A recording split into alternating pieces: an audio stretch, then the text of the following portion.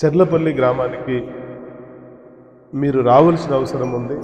ఇక్కడ పేదలు ఉన్నారు, అనాథలు ఉన్నారు, అభాగ్యులు ఉన్నారు, కష్టాల్లో చాలామంది ప్రజలు ఉన్నారు. మీరు రాష్ట్రమంతటా సేవ చేశారు, ఆంధ్రప్రదేశ్లో సేవ చేశారు, అన్ని చోట్ల చేస్తున్నారు. ఏదన్నా వీలైతే మీరు మా మండలానికి, మా గ్రామ పంచాయతీకి, ముఖ్యంగా చెర్లపల్లికి రావాలని నన్ను పిలిపించినటువంటి మా సమతా ఫౌండేషన్ సభ్యులు, క్రియాశీలక కార్యకర్తలైన మా వెంకటేష్ గౌడ్ గారికి, మా చంద్రయ్య గారికి, అట్లాగే నాగభూషణ్ గారికి, నగేష్ గారికి, అశోక్ గారికి, లతీఫ్ గారికి, ముత్తెము, ప్రశాంత్, సాయిబాబా, ఎర్రం రాజు, భీమన్న, మహమ్మద్ రైస్, శ్రీనివాస్, పాషా, సాయన్న గారు, రాజ్ మహమ్మద్ గారు, పద్మ గారు, రాజు ముఖ్యంగా మాతో పాటు వచ్చారు, రాజు గారు, అట్లాగే శంకర్ ముదిరాజ్ గారు, మీ అందరికి కూడా నేను పేరు పేరున ధన్యవాదాలు చెప్తూ, అమ్మ, సొసైటీలో, సమాజంలో చాలామంది పుడతా ఉంటారు, చాలామంది చస్తూ ఉంటారు, కానీ వాళ్ళకు చరిత్ర అంటూ ఏముండదు. నాకు ఒక ఆలోచన వచ్చింది, అసలు సమాజంలో చాలామంది పేదలు తల్లిదండ్రుల సహకారం లేక, చదివించే స్తోమత లేక, ఆర్థిక ఇబ్బందుల వల్ల చదువులు మానేస్తున్న మంది విద్యార్థులు ఎవరైతే ఉన్నారో చాలామంది, లక్షలాది మంది ఈ భారతదేశంలో ఉన్నారు, గ్రామాల్లో ఉన్నారు, మారుమూల గ్రామాల్లో ఉన్నారు. కాబట్టి వీళ్ళకి ఏదన్నా సేవ చేస్తే మంచిదని చెప్పి నేను ఈ సంస్థను పెట్టడం జరిగింది. మైక్ వస్తుందా? నేను ఈ విధంగా అసలు ఏ ప్రజలకైతే సేవ చేద్దామని మొదలు పెట్టుకున్నప్పుడు నేను ఎందుకు చేయాలనే ఆలోచన కూడా మీ అందరికి కలగచ్చు. మన వెంకటేష్ గౌడ్ గారు పిలిచారు, దాన్ని మా చంద్రయ్య గారు పిలిచారు, మా సాయిబాబా గారు, చాలామంది పెద్దలు స్పెసిఫిక్గా ఈ సమాజంలో చాలామంది నాలాంటి వాళ్ళు ఉన్నారు, కానీ వాళ్ళనే పిలవకుండా నన్ను ఎందుకు పిలిచారంటే, నేను ఒక మాట చెప్తున్నాను. నిన్నటి వరకు ఒక 3 నెలల వరకు, 6 నెలల కిందట, సంవత్సరం కిందట ఇక్కడ నా వెంట ఉన్న మనుషులు ఎవరో నాకు తెలియదు. వాళ్ళ ఊరు తెలియదు, వాళ్ళ కులం తెలియదు, వాళ్ళ గోత్రం తెలియదు, నాకేమీ సంబంధం లేదు. కానీ వీళ్ళంతా ఈరోజు నాకు ప్రాణమిత్రులు అయ్యారు. ఎందుకంటే నేను సమాజంలో సేవ చేస్తున్నాను కాబట్టి. ఈ సేవ ఎందుకు చేయవలసి వచ్చింది అనేది కూడా నేను ఎక్కడ స్ట్రైక్ అయింది నాకు, ఎందుకు ఈ పేద ప్రజల గురించి పట్టించుకుంటున్నాననే విషయం కూడా మీకు తెలియాల్సిన అవసరం ఉంది. నేను, నా పుట్టుక, నా నేపథ్యం, నేను ఎక్కడ పుట్టాను, నా జీవన స్థితిగతులు ఏంటనే దాని మీద మీకు 2 మాటల్లో వివరించి నేను ఎందుకు సేవ చేస్తున్నానో దాన్ని చెప్పే ప్రయత్నం చేస్తాను. దయచేసి మీరందరూ కూడా 10 నిమిషాలు నాకు టైం ఇవ్వాల్సిందిగా విజ్ఞప్తి చేస్తా ఉన్నాను. అయితే నాది గొల్లమాడ గ్రామం. గొల్లమాడ గ్రామంలో మా పరిస్థితి ఎట్లా అంటే, మేము చాలా పేద కుటుంబంలో పుట్టాము. ఒక్క మాటలో చెప్పాలంటే కటిక దరిద్రంలో పుట్టాము. మా తండ్రి కుంటే ఆయనకి పనిచేయడం చేత కాదు, ఊళ్ళో బడి తిరుగుతూ ఉంటాడు, మమ్మల్ని వదిలేశాడు. మా తల్లి చిన్నప్పుడే చనిపోయింది. మా నానమ్మ అంటే మా ఆయి, ఎవరైతే మా తండ్రి వాళ్ళ తల్లి ఉందో ఆ ముసలమ్మ మమ్మల్ని పెంచడం ప్రారంభించింది. రోజు కూలికి వెళ్ళాలా, కూలికి వెళ్ళి కూలికి వచ్చిన డబ్బులు తీసుకొచ్చి ఆ పూటకు బియ్యం కొని, పప్పులు కొని మాకు వంట చేసి రోజు పెట్టేది. ఒకవేళ మా ఆయికి ఆరోగ్యం బాగలేకపోతే మేము పస్తులు ఉండే రోజులు వచ్చేది. నేను కొన్ని విషయాలు చెప్పొద్దు అనుకుంటున్నా, కానీ నేను జీవితంలో పేద ప్రజలతో కనెక్ట్ అయి ఉండాలి కాబట్టి ఆ విషయాలు కూడా చెప్పే ప్రయత్నం చేస్తున్నా. మీ అందరికీ తెలుసు, సంవత్సరానికి మనకు ఎంత పేద ప్రజలైనా సంవత్సరానికి ప్రతి పండుగకి మటన్ తెచ్చుకొని, చేపలు తెచ్చుకొని, ఇంకా ఏదైనా నాన్ వెజ్ తెచ్చుకొని తింటా ఉంటారు. కానీ మా దౌర్భాగ్యం ఏంటంటే, నా చిన్నప్పుడే తల్లి చనిపోయింది. తండ్రి కుంటే ఆయన పనిచేయడు, ఊళ్ళల్లో పడి తిరుగుతూ ఉంటాడు. మా నాన్నమ్మ ప్రతి దసరా కూడా బిర్యానీ వేస్తే మాకు కొంచెం డబ్బులు అనేది చికెన్ తెచ్చుకోవడానికి, మటన్ తెచ్చుకోవడానికి, చేపలు కొనుక్కోవడానికి మా దగ్గర డబ్బులు లేవు. మా నాన్నమ్మ ఆ టైంలో కూడా రాములకాయలు, ఇప్పుడంటే టమాటాలు వచ్చినాయి, అప్పుడు రాములకాయలు ఉండేది. దసరా రోజు కూడా సంవత్సరానికి ఒక్కరోజు అందరూ మటన్, చికెన్ తెచ్చుకొని తింటారు. కానీ మా నానమ్మ, మా ఆయి ఎవరైతే ఉన్నాయో మాకు ఆ రైస్కు బగారా రైస్ చేసి మాకు రాములకాయల పులుసు పెడితే దాన్నే అమృతంగా తిన్నాం మేము. అటువంటి కటిక దరిద్రం నుండి నేను ఈ సమాజంలో బయటకు వచ్చాను. నాకు ఒక ఆలోచన వచ్చింది, ఇంకా నేనేంటంటే గవర్నమెంట్ హాస్టల్లో మా నాన్నమ్మ జాయిన్ చేస్తే గవర్నమెంట్ హాస్టల్లో ఏంటంటే ఇక్కడ కుంటాల అనే ఒక మండలం ఉంది, అక్కడ మా సోషల్ వెల్ఫేర్ హాస్టల్లో మమ్మల్ని జాయిన్ చేశారు. జాయిన్ చేసినప్పుడు మా పరిస్థితి ఏంటంటే మాకు బట్టలు కొనుక్కునే పరిస్థితి లేదు, మటన్ చికెన్ తినే పరిస్థితి లేదు, ఇక బట్టలు కొనుక్కునే పరిస్థితి ఎక్కడ. హాస్టల్లో 2 జతలు మాత్రమే ఇచ్చేవాళ్ళు, 6 నెలలకు ఒక జత 6 నెలలకు ఒక జత ఇచ్చేవాళ్ళు. ఆ జత అవే రోజు కింద బెంచ్ల మీద కూర్చుంటే మా పాయింట్లకు పొక్కలు పడ్డాయి. మా దౌర్భాగ్యం ఏంటంటే ఆ పొక్కలు కుట్టించుకోవడానికి, ఆ టాకలు కుట్టించుకోవడానికి కూడా మా దగ్గర డబ్బులు లేవు. చాలా మంది నా క్లాస్లో ఉన్న వాళ్ళు, అరే పిచ్చినా కొడుక ఏంద్రా నువ్వు ఆ టాకలు కూడా వేసుకుంటాను ఏమంటే ఆ పుస్తకము నా కళ్ళకు అడ్డు పెట్టి ఏడ్చిన రోజులు ఉన్నాయి. ఎందుకంటే అవి వేసుకోవడానికి నా దగ్గర డబ్బులే లేవు. వీళ్ళేమో జనాలేమో నా పక్క విద్యార్థులందరూ నన్ను తిడుతున్నారు. అటువంటి పరిస్థితి నుండి, గడ్డు పరిస్థితి నుండి నేను బయటకు వచ్చిన తర్వాత నేను ఏం చేయాలి అని చెప్పి నేను హైదరాబాద్ వెళ్ళిపోవడం. నేను నా కథని మీతో, నిజ జీవితాన్ని మీతో చెప్పుకుంటున్నాను. ఎందుకంటే ఒక్కోసారి చెప్తా ఉంటే నేను ఏడ్చేస్తూ ఉంటా. మా వాళ్ళు అంటారు, ఏం సార్ మీరు ఏడుస్తున్నారంటే నేను రియల్గా ఆ జీవితానికి కనెక్ట్ అయ్యి ఉన్నాను బాబు. నన్ను కంట్రోల్ చేయడం ఎవరు తరం కాదు, నా జీవితాన్ని ఇప్పుడు చెప్తే ప్రజలకు నన్ను గుర్తు పెట్టుకుంటారని చెప్పి నేను చెప్పడం జరుగుతూ ఉంది. మా నాన్నమ్మ నేను ఇక్కడ ఫీజులు కట్టే పరిస్థితి లేదు మా నాన్నమ్మకి. నాకేమో ఐఏఎస్ కావాలి, ఐపీఎస్ కావాలి, గ్రూప్ 1 ఆఫీసర్ అయ్యి ఈ పేద ప్రజలకు సేవ చేయాలని అనుకుంటున్నాను. కానీ మా నా ఫీజు కట్టకపోతే ఎగ్జామ్ రాయనివ్వలేదు. ఎగ్జామ్ రాయనివ్వకపోతే నేనేం చేయాలని చెప్పి ఏడ్చుకుంటా ఇంటికి వచ్చాను.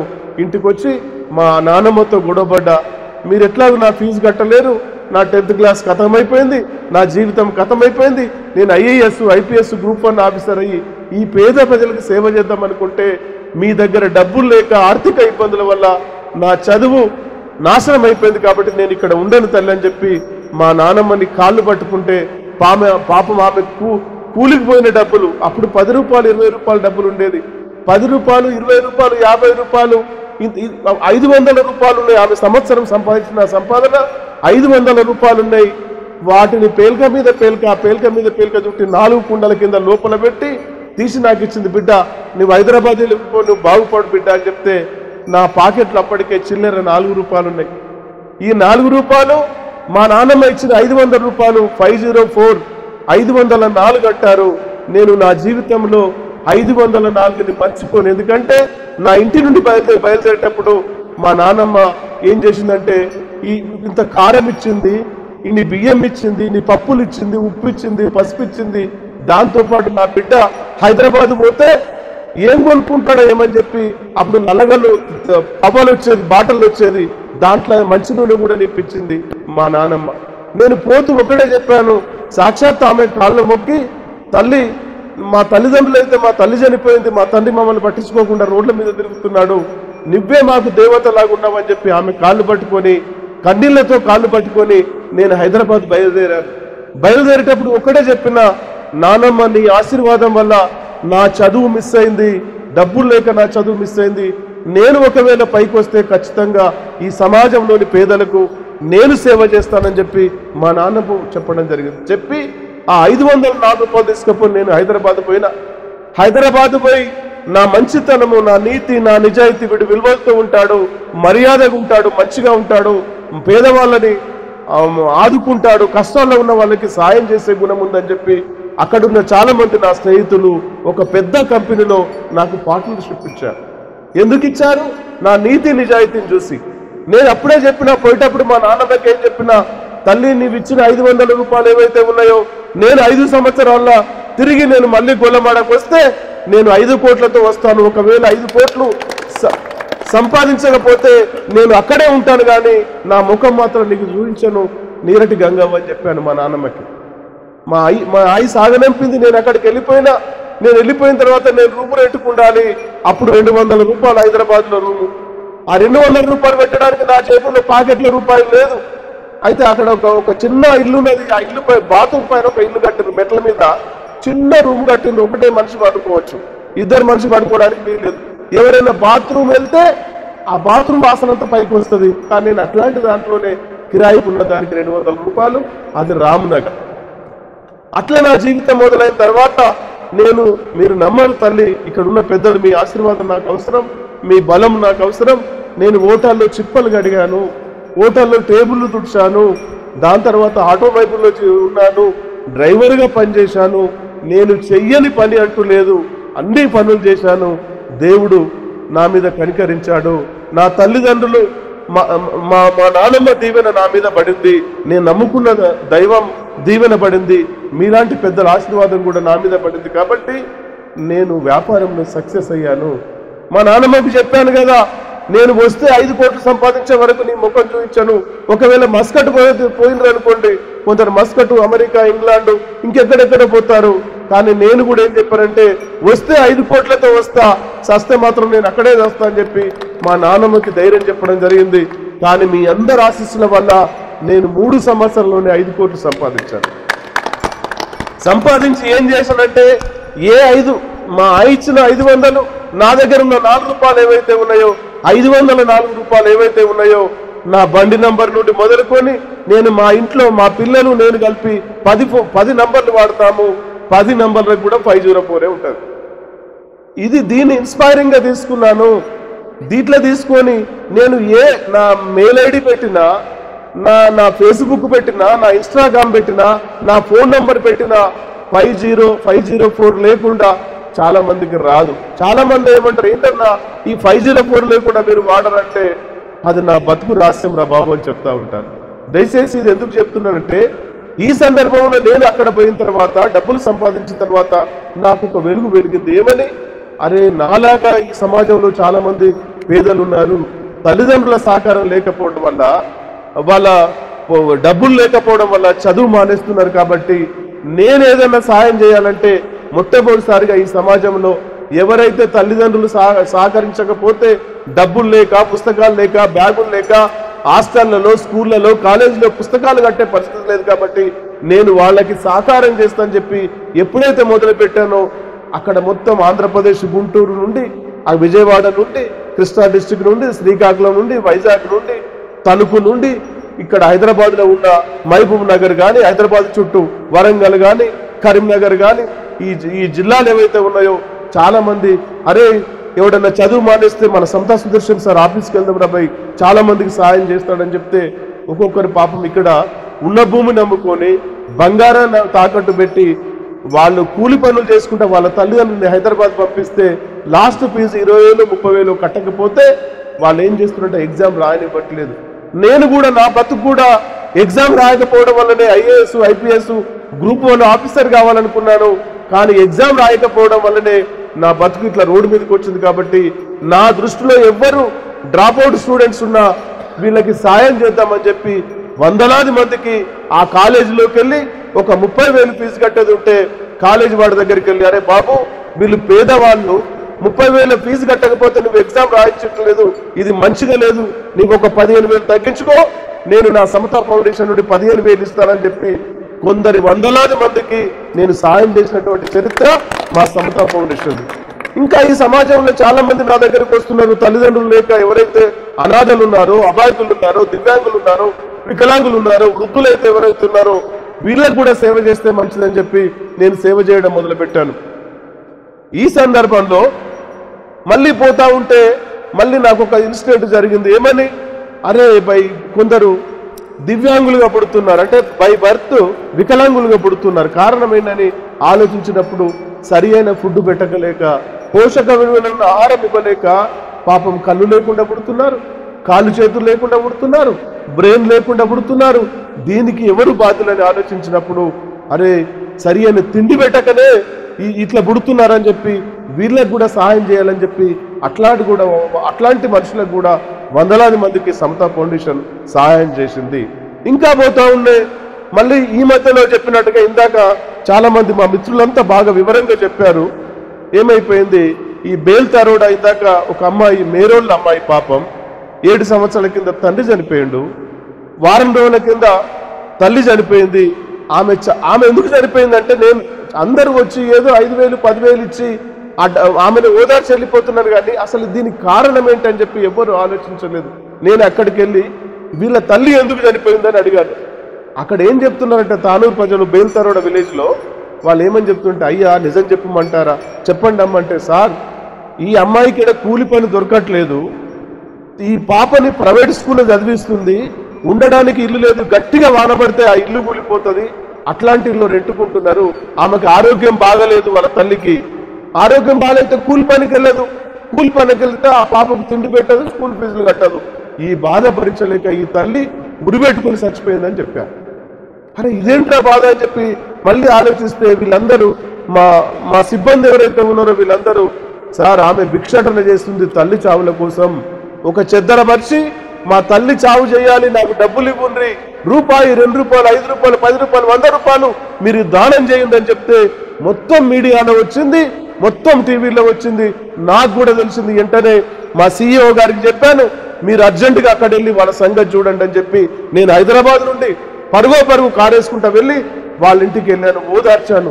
నాలాగా చాలా మంది 5,000 2,000 3,000 గవర్నమెంట్ కొద్దిగా సహాయం చేసింది, కానీ మేము ఏ నిజాయితీగా పనిచేస్తున్నామో ఆమెను పలకరించడం వల్ల నా చేయి పట్టుకొని ఆ పాప ఏడుస్తా ఉంది. పాపకి ధైర్యం చెప్పాను, తల్లి నీకు నేను సొంత మామయ్యలాగా ఉంటాను, నీ అంకుల్లాగా ఉంటాను, నీ పెళ్ళయ్యే వరకు నీ పోషణ నేను చేస్తానని చెప్పి అక్కడ ఉన్న పెద్ద మనుషులతో కూర్చోబెట్టి ఈ అమ్మాయికి ఏం చేస్తే బాగుంటుంది, 5-10 వేలు అయితే వేరే వాళ్ళు ఇచ్చారు, నేనేం చేస్తే బాగుంటుందని అక్కడ ఏం చెప్పానంటే అమ్మాయిని 25,000 రూపాయలు డిపాజిట్ చేసి అది 54,000 అయితే ఆ పెద్దలకు ఆ అమ్మాయికి అప్పచెప్పి నేను రావడం జరిగింది. ఇది జరిగిన 2-3 రోజులకే మళ్ళీ నర్సాపూర్లో ఒక సంఘటన జరిగింది. ఇందాక మా మిత్రులు చెప్పినట్టుగా అక్కడ కూడా తండ్రి చనిపోయాడు, తల్లి కూడా చనిపోయింది, ఇద్దరు అబ్బాయిలు ఒక అమ్మాయి. వాళ్ళ పరిస్థితి కూడా అట్లాగే ఉంది. మళ్ళీ పేపర్లో వచ్చింది, ఎలక్ట్రానిక్ మీడియాలో వచ్చింది. మీడియా వాళ్ళు నాకు ఫోన్ చేయడమే, ప్రింట్ మీడియా వాళ్ళు ఫోన్ చేయడమే, టీవీ వాళ్ళు ఫోన్ చేయడమే, సార్ మీ అవసరం ఉంది మీరు మళ్ళీ రండి అని చెప్పారు. నేను మళ్ళీ అక్కడికి వెళ్ళి వాళ్ళని కూడా ఓదార్చి, పాపం ఆ పిల్లగాళ్ళకి పరిస్థితి ఎట్లా ఉందంటే లోపల బనీన్లు లేవు, అండర్వేర్ లేదు, పాత బట్టలన్నీ పొక్కలు పడి ఉన్నాయి. అరే వీళ్ళ పరిస్థితి ఏంటని చెప్పి మళ్ళీ మా సిబ్బందితో మాట్లాడి ఆ అమ్మాయి పెళ్లి కోసం మళ్ళీ 26,000 డిపాజిట్ చేస్తే అది 56,000 అయింది, పెద్దలకు అప్పచెప్పడం జరిగింది. నేను రెండే చెప్తున్నానమ్మా, నేను ఇట్లా చెప్పుకుంటా పోతే నా జీవితం, నా బతికేదైతే ఉందో తీస్తే సినిమా తీయచ్చు, రాస్తే నవల కూడా రాయొచ్చు, అట్లాంటి జీవితం నాది. దయచేసి ఇంకొక సంఘటన చెప్పి నేను ముగించే ప్రయత్నం చేస్తాను. ఇట్లా జరిగి మళ్ళీ కుస్లీ నుండి ఒక 20 మంది 30 మంది మళ్ళీ నిర్మల్కి వచ్చారు నా దగ్గరికి. రాగానే ఏమని చెప్పారంటే, సార్ మేము కుస్లీ నుండి వచ్చినాం, మేము యువకులం, మాది పలానా అసోసియేషన్, మేము BDC, మేము సర్పంచ్ అనుకుంటా వచ్చారు. అయ్యా చెప్పండి అని చెప్పి కూర్చోబెట్టి ఛాయ్ దాగి చెప్తే, సార్ మీరు మా ఊరికి రావాలి, ఎందుకు రావాలి అని అడిగాను. సార్ మీరు దేశమంతటా సేవ చేస్తున్నారు, యూట్యూబ్లో చూస్తున్నాం, టీవీ ఇంటర్వ్యూలో చూస్తున్నాం, ప్రింట్ మీడియాలో చూస్తున్నాం, ఎలక్ట్రానిక్ మీడియాలో చూస్తున్నాం, ప్రజలంతా మీ గురించి చర్చించుకుంటున్నారు, మీరు మా ఊరికి రావాలంటే ఏంటి పరిస్థితి అంటే, 2 ఆడోళ్ళు ఉన్నారు, అక్క చెల్లెళ్ళు, వాళ్ళకు భర్తలు లేరు, కొడుకులు లేరు, ఎవ్వరు లేరు. ఒక ఆమె ఫుల్ పిచ్చిది, ఒక ఆమె సగం పిచ్చిది. ఈ ఫుల్ పిచ్చి ఆమె ఏం చేస్తుందంటే బెడ్ మీద మంచం మీద కూర్చుంటుంది. ఈ ఫుల్ పిచ్చి ఆమె మంచం మీద కూర్చుంటుంది. సగం పిచ్చి ఆమె మనలాంటి వాళ్ళు ఎవరైనా బియ్యం ఇస్తే, ఇంత బువ్వ ఇస్తే ఆమెకు పెట్టి అక్కడే పడుకుంటుంది, బయటికి వెళ్ళరు. ఆ ఇల్లు కూడా ఎట్లా ఉందంటే గట్టిగా వర్షం పడితే ఆ ఇల్లు కూడా కూలిపోతుంది. నేను మా సిబ్బందిని, మా CEOని, మా PAని, మా PROను అందరి పెద్దలందరినీ తీసుకెళ్ళి వీళ్ళకి ఏం సహాయం చేద్దామని చెప్తే, అప్పుడు మేము ఏం చేసామంటే అసలు గింజలు లేవు తినడానికి, ఎవరైనా పెడితే తింటున్నారు. ఎంత బలహీనంగా ఉన్నారంటే అట్లా అనకూడదేమో, వాళ్ళు ఎప్పుడు చచ్చిపోతారో అంత బలహీనంగా ఉన్నారు, TB పేషెంట్ అలాగా ఉన్నారు. అరే వీళ్ళు ఫస్ట్ వీళ్ళకి తినడానికి తిండి లేదని చెప్పి 6 నెలలకు కావాల్సిన గాసం, చింతపండు, ఉప్పులు, సబ్బు, సరుపు, కంట్రోల్ బియ్యం కాదు, నేనైతే బియ్యం BPT బియ్యం తింటున్నాను, ఒక 50 కిలోల బియ్యము, 10 కిలోల ఆయిల్, మొత్తం 6 నెలలకు పోయే సరుకులు మొత్తం వాళ్ళ ఇంటికి ఇచ్చేసి విలేజ్ వాళ్ళందరినీ పిలిచి ఆ ఉన్న ఊళ్ళో సంబంధించిన ఒక 200 మంది వచ్చారు. సార్ మేము మాకు ఈ సినిమాలలో చూస్తున్నాం సార్, మీరేంది నిజంగానే సర్వీస్ చేస్తున్నారు, ఇట్లాంటి మనుషులను చూడలేదు అని చెప్పి వాళ్ళు నాకు సన్మానం చేసి చెప్పి ఇంకేమైనా సహాయం చేయగలుగుతుంటే నేనేం చెప్పానంటే, వీళ్ళ ఇల్లు ఏదైతే ఉందో దాన్ని పునర్నిర్మాణం చేద్దాం, రేకులు కానీ ఏమున్న 1,00,000 కానీ 1,50,000 కానీ దానికి నిర్మాణం చేసి నేను ఇస్తానని చెప్పి హామీ ఇవ్వడం జరిగింది. ఇట్లా నేను చేస్తున్న కార్యక్రమాల్లో ఒకరోజు సడన్లీగా బైసాగు సమితిని అవినాష్ కుమార్ ASP గారు నన్ను పిలిపించారు. పలానా సమతా సుదర్శన్ని పిలిపించండి, సమతా ఫౌండేషన్ నుండి బాగా టీవీలో వస్తున్నాడు, పేపర్లో వస్తున్నాడు, ఈయన సంగతి ఏంది పిలిపియని చెప్తే మా వాళ్ళు చెప్పారు, మా సిబ్బంది, సార్ ఏఎస్పీ గారు పిలుస్తున్నారు రండి అంటే నేను ఏఎస్పీ గారి దగ్గరికి వెళ్ళిపోయినా. ఆయన ఏఎస్పీ గారు పోగానే నాతో మాట్లాడి ఫస్ట్ నన్ను సన్మానం చేసిండు. సన్మానం చేసి ఏమన్నాడు, సార్ మీకు ఒక రిక్వెస్ట్ చేస్తున్నా, దాన్ని మీరు కంప్లీట్ చేయాలి, ఫుల్ఫిల్ చేయాలి అన్నాడు. ఎస్ సార్ నేను చేస్తానని చెప్పాను. ఆయన ఏం చెప్పాడంటే, దళిత అమ్మాయి మమత అనే దళిత అమ్మాయి మసల్గా విలేజ్ ఊరు పేరు తానూరు మండలంలో ఉంది. ఆమె ఈ జామ హాస్టల్లో చదువుకుంటూ ఆమె జిల్లా స్థాయి, జాతీయ స్థాయి, మన రాష్ట్ర స్థాయి, జాతీయ స్థాయికి బేస్బాల్లో సెలక్షన్ అయింది. అంటే ఆమె పంజాబ్ వెళ్ళి నేషనల్ గేమ్ ఆడాలి. ఆమె దగ్గర ఈయన జీతం నుంచి 5,000 రూపాయలు ఏఎస్పీ గారు ఇచ్చారు. ఆయన ఒక మాట చెప్పాడు, సార్ నా జీతం డబ్బుల నుంచి నేను నిజాయితీగా 5,000 ఈ పేద దళిత అమ్మాయికి నేను ఇచ్చాను సార్, మీరేమైనా సహకారం చేయండి అంటే, నేను మళ్ళీ ఇక్కడిచ్చుడు ఎందుకు, మన అమ్మాయిని పిలిపిస్తే బస్ కిరాయి దండగా, వాళ్ళు అంత దూరం నుండి ఎందుకు రావాలని చెప్పి నేను ఒక 3 కార్లు వేసుకొని మా సిబ్బంది అంతా కలిసి మళ్ళీ తానూరు వెళ్ళిపోయాం. తానూరులో ఒక 200-300 మంది మీటింగ్ పెట్టారు. మీటింగ్ పెట్టి నేను అనుకున్నా ఇది ఏం మీటింగ్ జరుగుతుంది అనుకున్నా. అందులోంచి మా వాళ్ళు వచ్చి, సార్ ఇది మీకోసమే పెట్టారని చెప్పారు. అరే ఏంట్రా భయ్ 300 మంది వచ్చారంటే, వాళ్ళందరూ ఒకటే మాట, సార్ మీ సేవలన్నీ చాలా అద్భుతంగా ఉన్నాయి, పేద ప్రజలకు సేవ చేస్తున్నావు, సినిమాల్లో చూసినాం కానీ రియాలిటీలో మేము ఇక్కడ చూడలేదు సార్, ఎలక్షన్ అప్పుడే ఈ పెద్ద మనుషులు వచ్చి ఓట్ల కోసం మమ్మల్ని వాడుకుంటున్నారు తప్ప మాకు నిజాయితీగా ఎక్కడ సర్వీస్ చేయట్లేదు సార్, మీరు రండి అని చెప్తే నేను అక్కడికి వెళ్ళి ఆ అమ్మాయికి ఏం చెప్పాను, ఒకటే లాస్ట్ చెప్పి ముగిస్తానమ్మా, నేను ఇవి చెప్పాలంటే తెల్లారి వరకు చెప్తా కానీ ఇది ఒకటే చెప్పి ముగిస్తాను. అమ్మాయి దగ్గరికి వెళ్ళి నేను ఒకటే చెప్పాను, వెంటనే 24,000 రూపాయలు క్యాష్ ఇచ్చాను అమ్మాయి జాతీయ స్థాయిలో ఆడడానికి. ఆమె వెళ్ళిపోయి రోజు ఫోటోలు పంపించింది. ఆమె ఒక మాట చెప్పింది, ఆమె కూడా నేను ఒక భరోసా ఇచ్చాను, మమత అనే పాప, నువ్వు ఒకవేళ ఇప్పుడు జాతీయ స్థాయికి వెళ్తున్నావు, దళిత పేద కుటుంబంలో పుట్టావు, నీకు మళ్ళీ మీరు ఏదన్నా సెమీఫైనల్కి వెళ్తే బేస్బాల్లో నేను 50,000 రూపాయలు ఇచ్చి ఫ్లైట్ టికెట్ ఇస్తానని చెప్పాను. ఒకవేళ ఫైనల్కి వెళ్తే 1,00,000 రూపాయలు మా సమతా ఫౌండేషన్ ఇస్తుంది, నీకు అప్ అండ్ డౌన్ ఇంకా నువ్వు బస్సుల్లో ట్రైన్లో పోవడానికి వీల్లేదు, నేను ఫ్లైట్ టికెట్ ఇచ్చి నా కారులో నేను సొంతగా నిన్ను ఎయిర్పోర్ట్ వరకు డ్రాప్ చేసి పంపిస్తానని చెప్తే, వాళ్ళ తల్లి అంగన్వాడీ ఆయా, తండ్రి కాళ్ళు ఇరిగిపోయినాయి, గుంటెడు భూమి కూడా లేదు, ఆ కుటుంబం అంతా నా కాళ్ళ మీద పడి పాపను మీడియా వాళ్ళు మాట్లాడమంటే ఆ అమ్మ ఒకటే మాట చెప్పింది, ఏమని, సార్ నా దౌర్భాగ్యం ఏంటంటో ఈ సహాయం ఏదైతే ఉందో నాకు 2 సంవత్సరాల కింద చేస్తే, నేను 2 సంవత్సరాల కిందటే నేను జాతీయ స్థాయి ఢిల్లీ వెళ్ళి ఆట ఆడొచ్చేవాడిని సార్, నాకు రూపాయి సాయం చేయలేదు ఈ సమాజం, మీ దయ వల్ల నేను ఖచ్చితంగా ఫైనల్కి వెళ్తానని చెప్పి ఆ తల్లిదండ్రులంతా నా కాళ్ళ మీద పడ్డారు. నేను ఇట్లా చేసుకుంటా పోతే ఒక 100 సహాయాలు చేయొచ్చమ్మా. దయచేసి నేను ఈ గ్రామానికి రావడానికి ఎందుకు వచ్చానంటే, నాలాంటి పేదలు ఎక్కడున్నారో, నాలాంటి అభాగ్యులు ఎక్కడున్నారో, అనాథలు ఎక్కడున్నారో, నా జీవిత ఆశయం ఒకటే, నేను మీ అందరి ఆశీస్సు వల్ల కొంచెం సంపాదించుకున్నాను, మా పిల్లలకి ఒకటే చెప్తున్నా, మీరు మిమ్మల్ని చదివించడమే నా డ్యూటీ, నా ఆస్తి జోలికి రావద్దని చెప్పిన. ఎందుకంటే ఈ ఆస్తిని అంతా సమతా ఫౌండేషన్కు రాసిస్తున్నా, రాసిచ్చి ఏ గ్రామంలో పేదలున్నా, ఎక్కడున్నా, జిల్లాలో ఏ గ్రామానికి వెళ్ళినా సమతా ఫౌండేషన్ బెనిఫిషియర్స్ అంటే సమతా ఫౌండేషన్ సహాయం తీసుకున్న వాళ్ళు 1 నుండి 5 ఖచ్చితంగా ఉండాలని చెప్పి నేను ఛాలెంజ్గా తీసుకొని గ్రామానికి వెళ్ళి మీటింగ్లు పెట్టి చెప్తున్నా. నేను ఈరోజు ఎంత సంతోషంగా ఉన్నానంటే, అమ్మ అసలు ముక్కు ముఖం తెలియదు నాకు, వెంకటేష్ గౌడ్ ఎవరో తెలియదు, మా చంద్రయ్య గారు ఎవరో తెలియదు, మా సాయిబాబా గారు ఎవరో తెలియదు, ఇగో శంకరన్న ఎవరో తెలియదు, నాకంత కనెక్ట్ అయిపోతున్నారు. ఎక్కడికి పోతే నా కారు తీసుకొని ఏదైనా గ్రామాలు ఆపితే, అరే సమతా ఫౌండేషన్ చైర్మన్ గారు వచ్చారని చెప్పి 20 మంది, 30 మంది, 100 మంది, 200 గుమిగూడి అడుగుతున్నారు. ఎందుకంటే ఈ యూత్ ఎవరైతే ఉన్నారో రోజు యూట్యూబ్లో చూస్తారు, సోషల్ మీడియాలో చూస్తారు, ఎలక్ట్రానిక్ మీడియాలో చూస్తారు, ప్రింట్ మీడియాలో చూస్తారు. కాబట్టి నేను ఇక్కడికి రాగానే నాకు 3 ప్రపోజల్లు పెట్టారు. ఎవరు? మా చంద్రయ్య గారు, సరే మా చంద్రయ్య గారు, మా వెంకటేష్ గౌడ్ గారు. వీళ్ళని కూడా నేను ఎట్లా భావిస్తున్నానంటే, ఆ దేవుడే వీళ్ళందరినీ నా దగ్గరికి పంపించాడేమో. నేను అనాథగా ఒక పేదవాడిని సాయం చేయడానికి వస్తే, లేదు లేదు మీకు అండగా ఉంటాం, ఈ దుర్మార్గ వ్యవస్థలో చాలా మంది నేను సహాయం చేస్తా ఉంటే నా మీద వీడెక్కడ ఎమ్మెల్యేగా పోటీ చేస్తాడో, వీడెక్కడ ఎంపీగా పోటీ చేస్తాడో అని చెప్పి నా మీద దుష్ప్రచారం, విష ప్రచారం మొదలు పెట్టారు. వీటికి డబ్బులు ఎక్కడికి వెళ్ళి వస్తున్నాయి, వీడు డబ్బులు ఇట్లా లక్షలు తీసుకుంటే ఎట్లా ఇస్తున్నాడు, పేదోళ్ళకి ఎట్లా సాయం చేస్తున్నాడు అని చెప్పి నా మీద కుట్రలు పన్ని నేను చేసే సేవల్ని కూడా వాళ్ళు డిస్టర్బ్ చేయడం మొదలుపెట్టారు. నేను ఒకటే చెప్తున్నా వాళ్ళకి, బిడ్డ మీకు చేతనైతే నేను 10 మందికో 20 మందికో 100 మందికో సాయం చేస్తున్నాను, మీకు చేతనైతే మీరు ఇంకొక 10 మందికి వెళ్ళి సాయం చేయండి, కానీ నా మీద మీరు విష ప్రచారం చేయొద్దని చెప్పి మీ అందరి ముందు కూడా ఆ దొంగలను హెచ్చరిస్తున్నా. నా వెనుక మీరందరూ ఉన్నారు. నాకేదైనా ప్రాబ్లం అయితే నన్ను ఏదైనా అరెస్ట్ చేస్తే నేను, ఎందుకంటే వాడు ఏం పేరు, కర్ణాటక సోను సూద్ అనే వ్యక్తి మీద పాపం ఐటీ దాడులు జరిగినాయి. సోను సూద్ మీద కూడా మన కేసులు పెట్టిండ్రు. కేసులు పెట్టి ఆయన జైలుకు పంపాలని పంపించారు. ఆయన ఏం చేస్తున్నాడు? సేవనే చేస్తున్నాడు.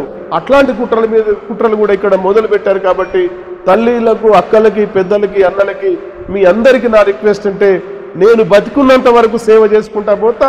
నా సేవని ఆపడము ఇంతవరకు ఎవడు పుట్టలేదనుకుంటున్నా. ఒకవేళ పుడితే వాడికి జవాబు మీరందరూ చెప్తారు. కాబట్టి నేను ధైర్యంగా గ్రామాల్లోకి వెళ్తున్నా. నిన్న కూడా పోయి గొలమాల మీటింగ్ పెట్టి వచ్చిన, మొన్న పోయి అంజలి తండలో మీటింగ్ పెట్టి వచ్చిన.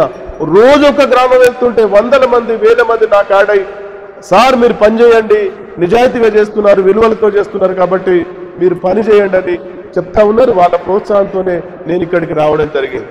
నా ఎంబడి నాకు ఎవరో ఈ సాహెబరావు ఎవరో తెలియదు, దయచేసి మీరు నిల్చోవాలి. ఒక 3 సంవత్సరాల కింద యూనివర్సిటీలో నాకు పరిచయం అయ్యాడు. నేను చేస్తున్న సేవలకి, అన్న మీకు రక్షకుడిగా నేనుంటా, మీ ప్రాణాన్ని కాపాడేటువంటి నేనే తీసుకుంటా, 100 మంది వచ్చినా పర్వాలేదు, నీ ఎంబడి నేనుంటా అని చెప్పి ఒక పైసా తీసుకోకుండా వాలంటరీగా నా ఎంబడి వస్తున్నటువంటి వ్యక్తి సాహెబరావు గారు. అట్లాగే మా అనిల్ కుమార్, ఈ తురాటి బిడ్డ, మునూరు కాపు బిడ్డ, తను కూడా సార్ మీరు గొప్ప సేవలు చేస్తున్నారు, నీతో పాటు నేను అసోసియేట్ అవుతా అని చెప్పాను. మా యోగేష్ గారు, మా ముత్యం గారు, మా ప్రవీణ్ గారు ఎక్కడికి వెళ్తే అక్కడ వస్తున్నారు. ఆ సందర్భంలో వచ్చిన మిత్రులే మా వెంకటేష్ గౌడు, మా చంద్రయ్య గారు, మా సాయిబాబా గారు, మా శంకర్ గారు అని చెప్పి మీకు చెప్తా ఉన్నా. మీకు ఒకటే తల్లి, ఎక్కడైనా సమస్య ఉంటే నాలాంటి వాళ్ళని ఆదుకోండి. నేను మీ దగ్గర సంఘాల పేరు మీద, ఓట్ల పేరు మీద నేను ఎక్కడ కూడా 1 రూపాయి తీసుకోను. నేను 1 రూపాయి బయట వాడిని అడగను. నాకున్న సంపాదననే నేను ప్రజలకు పంచుతున్నాను. ఎందుకంటే చిన్నప్పుడు నేను దెబ్బతిన్నా. ఆ దెబ్బతినడం వల్లనే నాకు అనిపిస్తుంది, నేను ఏ సమాజంలో అయితే 1 రూపాయి సంపాదించుకున్నానో ఆ సమాజానికి తిరిగి ఇవ్వడానికే నేను పెట్టిన సంస్థ సమతా ఫౌండేషన్ అని మీరు అందరూ గుర్తుపెట్టుకోవాలి. దయచేసి యూత్ మీరు ఎవరైతే ఉన్నారో, మా సమతా టీవీ ఉంది, దాంట్లో మీరు యాడ్ కండి. మా సమతా సేవ చేస్తున్న కార్యక్రమాల్ని సోషల్ మీడియాలో ఫ్రీగా ఉంది, కాబట్టి ఎంత మీకు అవకాశం ఉంటే అంత జనాలకు పంపించండి అని కోరుకుంటూ, మరి ఈ గ్రామం రాగానే మా చంద్రయ్య గారు, మా వెంకటేష్ గౌడ్ గారు తల్లిదండ్రులు కోల్పోయిన బాలిక ఏం పేరు ఇది? రతిక ఇట్రా అమ్మ. వీళ్ళ తల్లిదండ్రులు కోల్పోయారు. వీళ్ళని గార్డియన్ గా మరి వీళ్ళ చిన్నాయన పెద్దనాయన వీళ్ళని పెంచుతా ఉన్నారు. మరి ఈ అమ్మాయికి కూడా మీ గ్రామంలో మేము మొట్టమొదటిసారిగా సహాయం చేస్తాం. మీకు వారం రోజులు, ఈ సోమవారం తర్వాత వారం రోజుల్లో వచ్చి మరి ఈ అమ్మాయికి మేము ఏం సహాయం చేస్తున్నాం అనే దాని మీద మీ గ్రామానికి సంబంధించి, మీ జీపీకి సంబంధించి మాకు బాధ్యులుగా మన వెంకటేష్ గౌడ్ గారు, అట్లాగే మా సాయిబాబా గారు, మా చంద్రయ్య గారు, శంకర్ గారు, ఇక్కడ ఉన్న యూత్ ఎవరైతే ఉన్నారో వాళ్ళతో నేను ఆలోచించి ఈ అమ్మాయి పెళ్లికి కావలసిన డబ్బులు అని చెప్పి నేను మన ఫిక్స్డ్ బాండ్ చేసి ఆ బాండ్ చెప్పడం జరుగుతుందని చెప్పి ఈ సందర్భంగా మీకు చెప్పడం జరుగుతుంది. అంతేకాకుండా నిజాయితీగా అమ్మ, తల్లిదండ్రులు ఒకరుంటే మనం సాయం చేయలేము. 2 తల్లిదండ్రులు చనిపోతే వాళ్ళకి సాయం చేస్తాము. ఎవరైనా వృద్ధాప్యం వచ్చిన తర్వాత, వయసు వచ్చిన తర్వాత ఎవ్వరు పేరెంట్స్ లేకుండా చెప్పండి, వాళ్ళకు 3 నెలల నుండి 6 నెలలకు సరిపోయే గాసం ఇద్దాము. ఎవరైనా వికలాంగులు ఉంటే చెప్పండి, పని చేసుకోలేని స్థితి ఉంది, వ్యవసాయం లేదు, అట్లాంటి వాళ్ళు కూడా ఎవరైనా ఉంటే చెప్పండి, వాళ్ళకు కూడా మనం సాయం చేద్దామని చెప్తూ ఈ అవకాశం ఇచ్చిన మా సమతా ఫౌండేషన్ క్రియాశీలక సభ్యులైన వారికి మరోసారి నేను కృతజ్ఞతలు చెప్తూ, మరి దీనికి ఓట్ ఆఫ్ థ్యాంక్స్ మా సాహెబరావు గారు బైసా మన సమతా ఫౌండేషన్ కార్యక్రమం మీద అక్కడ వేరే పని మీద వెళ్ళి ఇక్కడికి రావడం జరిగింది, లేట్ అయింది కాబట్టి తను కూడా మాట్లాడవలసి ఉంది. కాబట్టి ఈ సందర్భంగా ఓట్ ఆఫ్ థ్యాంక్స్ చెప్పి ఈ ప్రోగ్రామ్ని ముగించవలసిందిగా వారిని కోరుకుంటా ఉన్నారు. చెప్పి ధన్యవాదాలు. ఒక్క నిమిషం.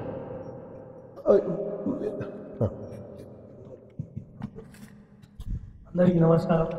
నన్ను మన్నించాలి, ఆలస్యం ఎందుకు పైసా వెళ్ళాను. నా పేరు సాయిరావు, నా ప్రాపర్టీ పైసా.